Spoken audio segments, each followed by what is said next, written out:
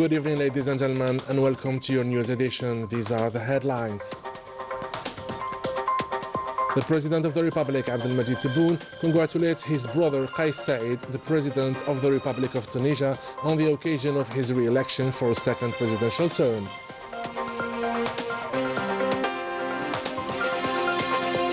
The President of the Republic receives the Ambassador of the People's Republic of China and the Ambassador of Japan, who paid him a farewell visit at the end of their missions.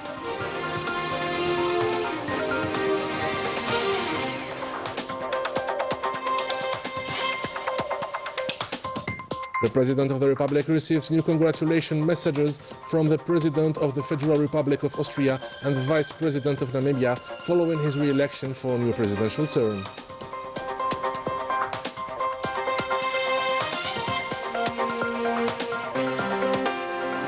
Following the decisions taken during the meeting of the Council of Ministers, the public television follows the increase of the touristic and pilgrimage allowance as well as the scholarship.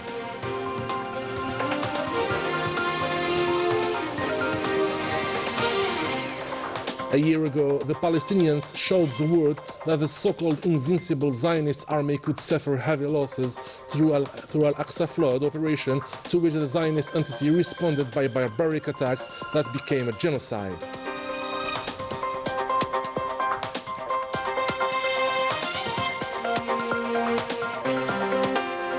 Morocco is the main actor in drug trafficking according to the UN reports. The Escobar of the Desert case reveals the involvement of the Makhzen that harms all the continent. Welcome back. The President of the Republic, Abdelmajid Tebboune, congratulated in a phone call today his brother Kais Said, the President of the Brotherly Tunisian Republic, on the occasion of his re-election for a second presidential term, wishing him and the brotherly Tunisian people success and prosperity. The President of the Republic, Abdelmajid Tebboune, received today at the headquarters of the Presidency of the Republic the Ambassador of the People's Republic of China, Li Jian, who paid him a farewell visit at the end of his mission in Algeria. The visit took place with the presence of the Chief of Staff of the Presidency of the Republic, Boualem Boualem.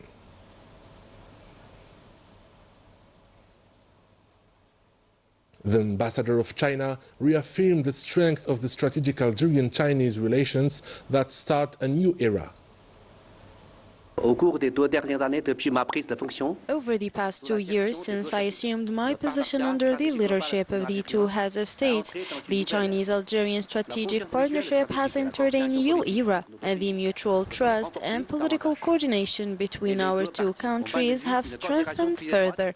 And both parties have taken close cooperation in multilateral affairs and have worked together to maintain international and regional peace.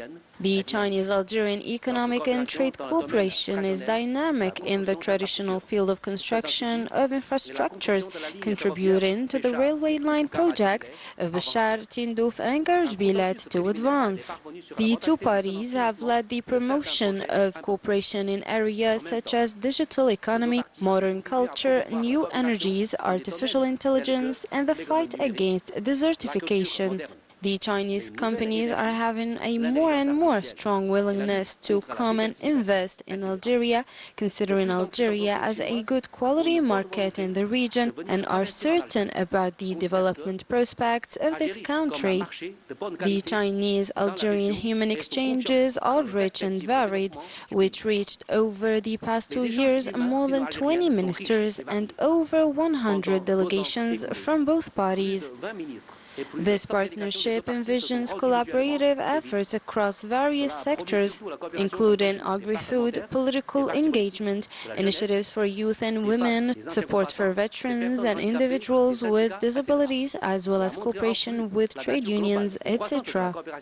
Under the leadership of the President Tebboune, Algeria has already found a development path in line with its own realities. China firmly supports Algeria in its pursuit of this vision, And China also supports Algeria for its important role played in the United Nations Security Council and its leading role in the regional affairs. China is ready to continue working with Algeria to fully implement the 10 China-Africa partnership actions declared by the President Xi Jinping at the Chinese-African Cooperation Summit and to further contribute to the building of the new Algeria during the second term of the President Tebboune. À l'édification de l'Algérie nouvelle pendant le second mandat du président Tebboune. The President of the Republic also received at the headquarters of the Presidency of the Republic the Ambassador of Japan, Kono Akira, who paid him a farewell visit at the end of his mission in Algeria. The visit took place with the presence of the Chief of Staff of the Presidency of the Republic, Boualem Boualem.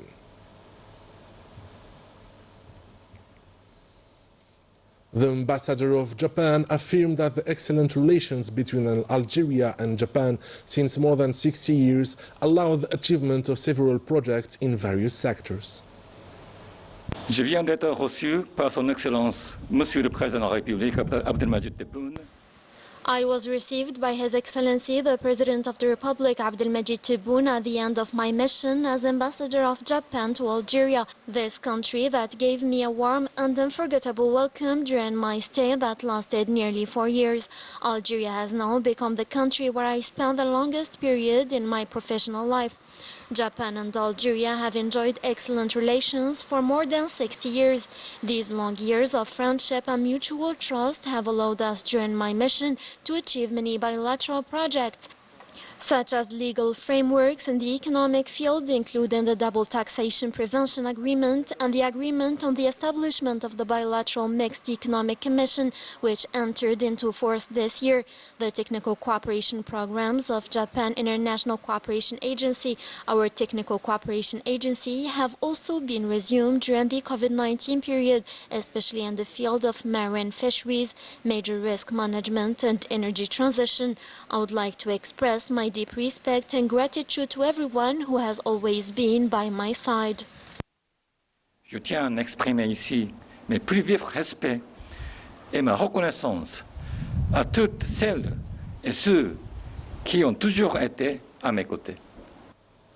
The President of the Federal Republic of Austria, Alexander van der Bellen, sent a congratulation message to the President of the Republic, Abdelmadjid Tebboune, in which he says, Mr. President, I extend to you on my own behalf and on behalf of the Austrian people my warm congratulations on your re-election as President of the Democratic and People's Republic of Algeria.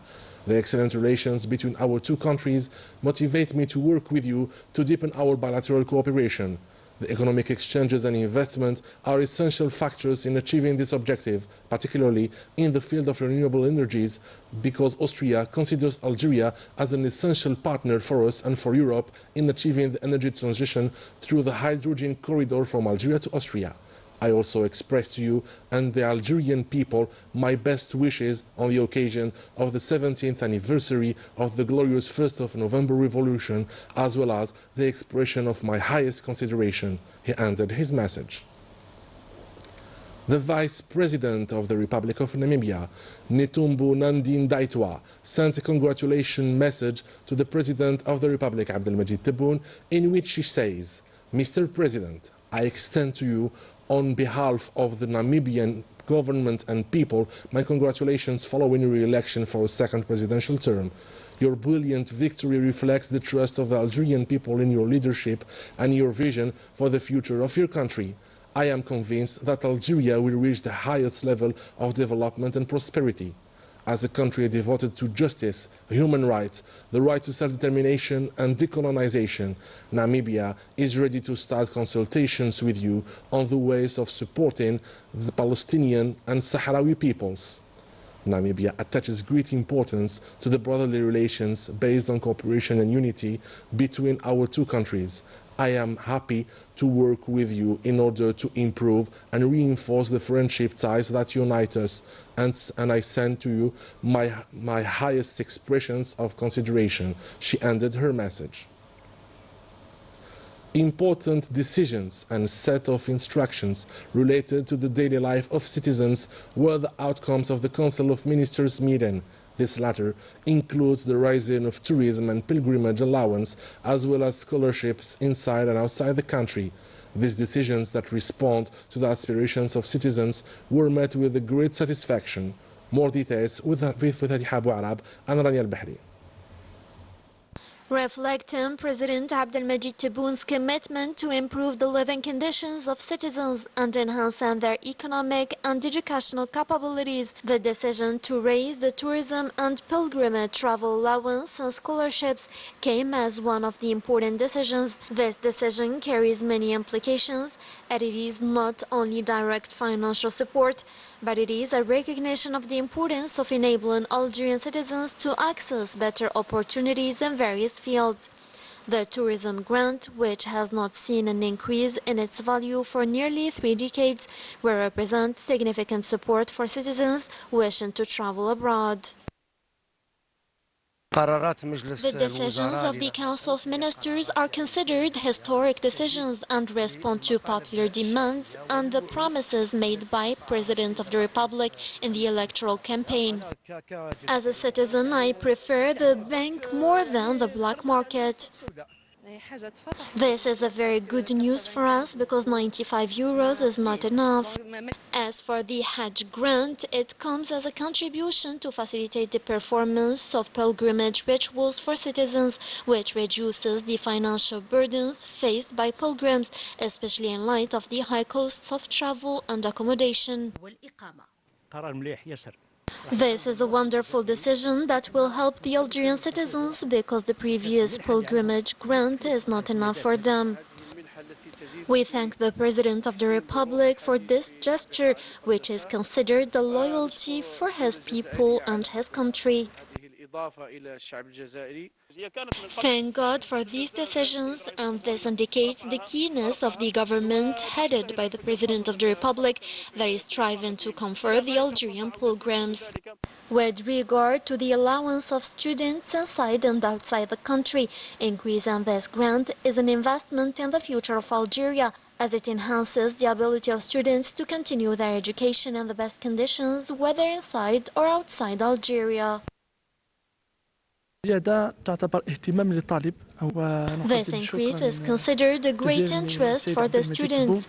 We thank the President of the Republic, and this will help students a lot. We asked the President of the Republic to raise the student grant before, and he met our request. We are very grateful. In general, the decision to raise these grants reflects the vision of the President to achieve social welfare and provide an environment that enables citizens to take advantage of the opportunities available to them. Whether in the field of education, tourism, or pilgrimage, the decision wasn't just financial support, but rather a step towards building a new Algeria that relies on its children and opens wider horizons for them to achieve their ambitions. In solidarity with the Palestinian people and in protests of the Zionist genocide against civilians in Gaza, the General Union of the Algerian Workers organized a sit-in in Algiers to express its support to the Palestinian cause. The participants reiterated the right of the Palestinian people to free and protect its country.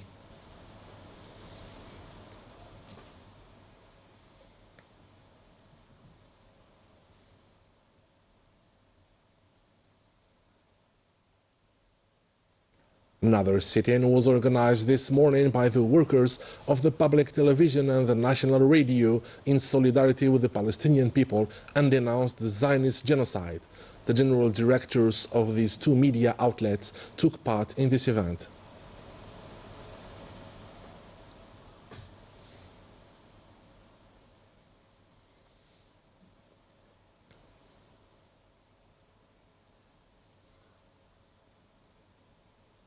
Algeria, globally known for its total commitment to the Palestinian cause, has been waging a fierce diplomatic battle in support of the Palestinian people and its fair cause since its accession last January to the UN Security Council as a non-permanent member, given that the head of state instructed to include international peace and security issues among the country's priorities. Najah Tiyar has the details.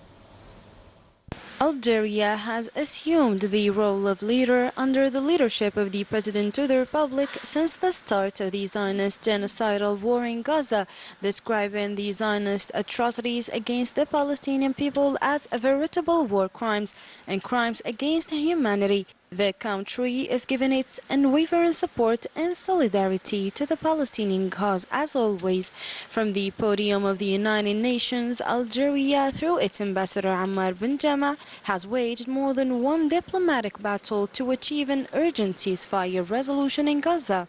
It drafted a proposal last March dealing with the most complex elements, including an immediate ceasefire, which would lead to a permanent ceasefire, the release of all detainees, and guaranteed delivery of the humanitarian aid and medical needs. The text, initiated by Algeria and supported by the other elected members, was adopted for the first time since the start of the war against Gaza, and after 4 previous attempts, which failed due to the American veto, the text called for an immediate ceasefire during the month of Ramadan, which guaranteed humanitarian aid to the population and the release of detainees.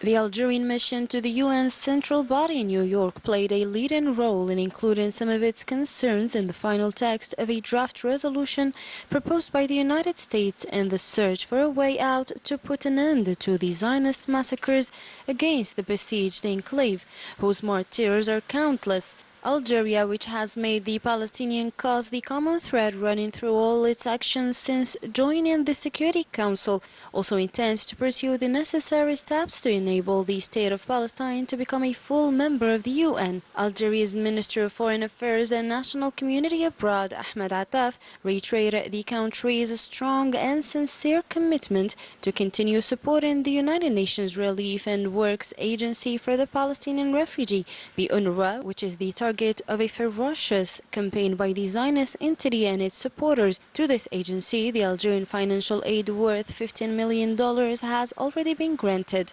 Algeria's efforts to mobilize more voices in support of the Palestinian cause were met with warm appreciation from the Palestinian people. A year of genocide in Gaza. 42,000 Palestinians were killed. More than half of them were women and children. More details with Daniel Bahri. A year after Tufan al-Aqsa, nearly 42,000 Palestinians were killed, more than half of them women and children, and more than 96,000 wounded, according to the Palestinian health officials. The death toll is likely to be much higher as thousands of people remain buried under the rubble.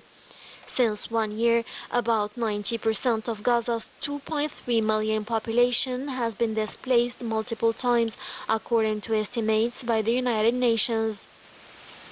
Hundreds of thousands of Palestinian families are crowded in tent camps near the Mediterranean coast with no electricity and running water. Hunger and diseases are widespread. The humanitarian organizations said that they struggled to bring in basic supplies because of the Zionist restrictions and the ongoing bombings. They estimate that some 900,000 people need tents and bedding.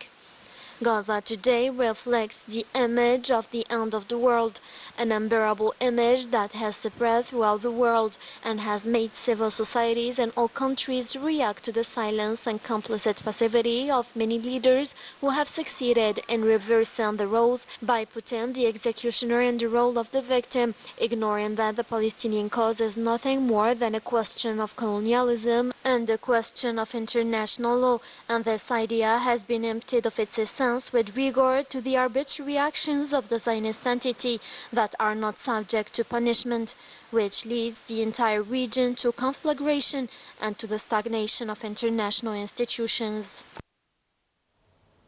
In Gaza, the resistance will continue its fight against the Zionist entity, a long and painful battle for the enemy, according to the spokesperson of Al-Qassam Brigade's Abu Ubaidah. The Zionist entity keeps acting in total impunity. At least 39 Palestinians were murdered during the last 24 hours. And the Zionist occupation army is getting ready to extend its operations to the south coast of Lebanon. The Zionist entity wants daily tens of Lebanese villages and towns in addition to the south of the capital Beirut. 2,000 people were killed in these attacks. In Morocco, the streets of the capital Rabat were the scene of a massive popular protest to demand the end of the normalization with the Zionist entity and the breakdown of the relations. Political and trade union organizations for the defense of human rights took part in this protest under the slogan Al-Aqsa Flood, till the liberation of Palestine and the end of normalization. This demonstration gathered all the categories of the Moroccan society. Morocco and its drug network affairs are yet to be exposed. In the Desert Escobar affair, with the total involvement of the Makhzen, has revealed its regional and international ramifications, harming the entire continent, as shown by new elements of the affair. More details with Najah Tayyar. The Moroccan government was exposed again in a recent shocking report that have emerged, which uncovered its participation in a vast drug trafficking network that spans from Africa to Europe. These findings point to the involvement of numerous high-ranking Moroccan officials in this global operation, shedding light on the extensive nature of these criminal networks. The Desert Escobar scandal and the statement of the senior Moroccan Interior Ministry official lifted the veil on the nature of this regime, which is considered a narco-state. With its economy now dependent on drugs, cannabis cultivation is legalized in this country, which produces increasing quantities of drugs to supply the market with this poison. This was also revealed by the Desert Escobar affair, which revealed shattering information on the sprawling ramifications on this transcontinental drug. It was also revealed that Al-Hajj Ahmed bin Ibrahim called Namalia maintains close links with the high-level political and security officials and influential personalities such as the former president of the Wydad Club in Casablanca, Said Naseri, and the former deputy Abd Nabi Biwi, both members of the Authenticity and Modernity Party, one of the Morocco's leading political formations, a leading political party in Morocco. Their involvement illustrates the extent of the corruption undermining the Makhzen and the royal family's links with this drug business. Local media reports have revealed that the Desert Escobar is in fact a creation of the Makhzen, who transformed this former Saphir into a drug baron. Spanish media also revealed the involvement of the Royal Moroccan Navy in the drug smuggling operations, notably into Spain. The regime has also set up sophisticated networks to transport drugs to Europe and the Sahel, flooding the market with tons of narcotics with the Moroccan secret services. This situation is a concerning cause for the United Nations Office on Drugs and Crime, which in a recent report highlighted the intensification of the Moroccan Royal Navy's role in the drug smuggling and the emergence of new maritime routes, strengthening links between Morocco criminal networks with the complicity of politicians, members of the security forces and the judiciary, facilitating this large-scale narcotics trade.